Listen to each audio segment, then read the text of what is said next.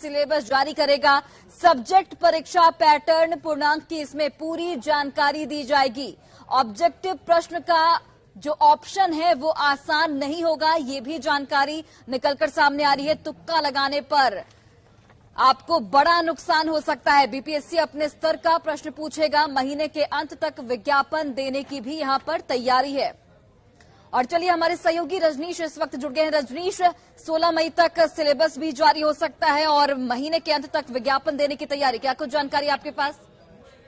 बिल्कुल, देखिए, बीपीएससी और शिक्षा विभाग ने अहम बैठक की है और बैठक में जो है सहमति बन गई है कि अब सिलेबस जो है अगले 4 दिनों के अंदर यानी 16 मई तक जो है सिलेबस जारी कर दिया जाएगा। क्योंकि पैटर्न को लेकर, पूर्णांक को लेकर और जो मार्किंग पॉलिसी है उसको लेकर जो अभ्यर्थी हैं उन्हें अभी तक कुछ भी सही जानकारी नहीं मिल सकी है। ऐसे में ये क्लियर हो जाएगा सिलेबस जारी होने के बाद कि आखिर जो सवाल का पैटर्न रहेगा, जो पूर्णांक रहेगा कितने का होगा और पैटर्न किस तरह का होगा। ऑब्जेक्टिव जो क्वेश्चन की बात आ रही है उसका पूर्णांक 100 रहेगा या 200 रहेगा। हालांकि जो सूत्रों के हवाले से खबर आ रही है कि 16 मई तक जो है पूरी तैयारी है सिलेबस जारी करने की और इस महीने के अंत तक विज्ञापन भी जारी करने का आयोग जो है पूरी तैयारी कर लिया है।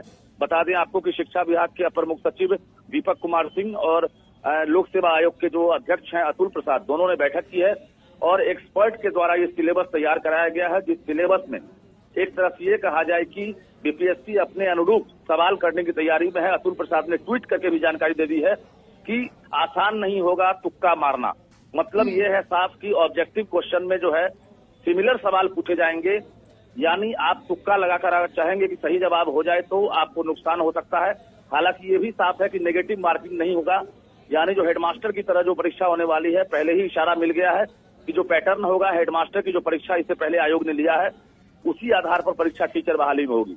लेकिन ये क्लियर है कि अगले 4 दिनों में जो अभ्यर्थी है उनका इंतजार खत्म होगा और सिलेबस के बाद ये क्लियर हो जाएगा कि आखिर परीक्षा का पैटर्न क्या होगा, पूर्णांक क्या होगा। जी रजनीश, जिस तरीके से जो नियोजित शिक्षक है उनकी ओर से लगातार इस नियमावली का विरोध किया जा रहा है, लेकिन सरकार पर कोई असर होता यहाँ पर नहीं दिखता।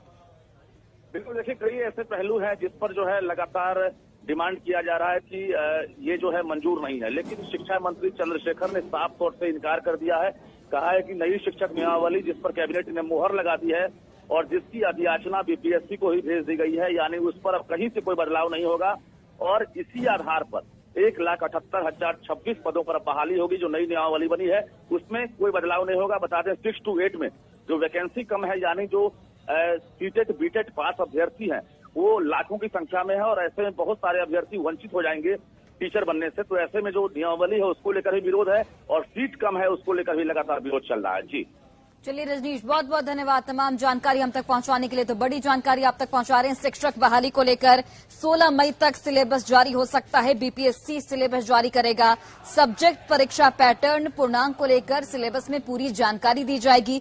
ऑब्जेक्टिव प्रश्न के जो ऑप्शन होंगे वो आसान नहीं होंगे। ये बीपीएससी की ओर से बकायदा एक ट्वीट किया गया है जिसके तहत ये जानकारी साझा की गई है। तुक्का लगाने पर नुकसान हो सकता है, ये भी जानकारी साझा की गई है। अपने स्तर पर बीपीएससी जो प्रश्न पत्र है वो जारी करेगा। जो परीक्षा का जो पैटर्न होगा वो बीपीएससी के स्तर से जारी होगा। महीने के अंत तक विज्ञापन देने की भी यहाँ पर तैयारी है।